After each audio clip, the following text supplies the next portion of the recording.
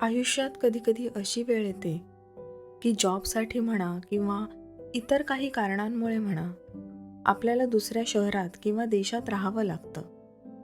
अशा वेळी इनेबल होतो लॉंग डिस्टन्स मोड. पुन्हा कधी भेटणार या ओढीने प्रत्येक क्षण मोजला जातो आणि जेव्हा भेटीची वेळ जवळ येते ना, तेव्हा हे असं काहीसं होतं.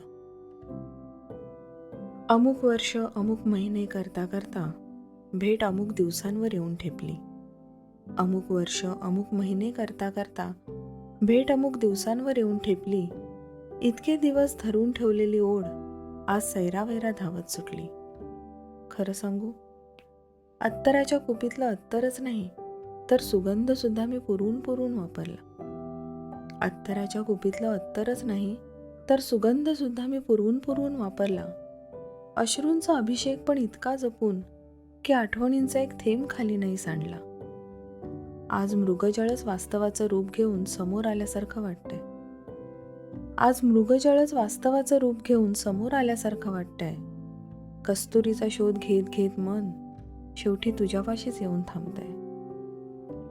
बस आता काही क्षण आणि मी परत तुझ्यापाशी असेन. आता काही क्षण आणि मी परत तुझ्यापाशी असेन.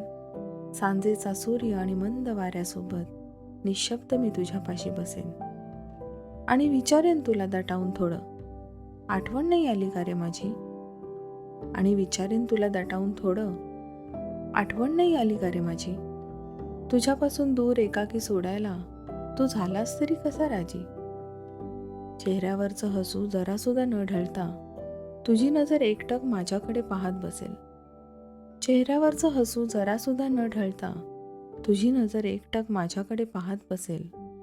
गालावरून उघळणाऱ्या टपोऱ्या थेंबात मला मावळत्या सूर्याचं प्रतिबिंब दिसेल. वाऱ्याच्या लयीत मिसळलेल्या श्वासात तुझ्यावर रागवायचा आपसूक जाईल राहून.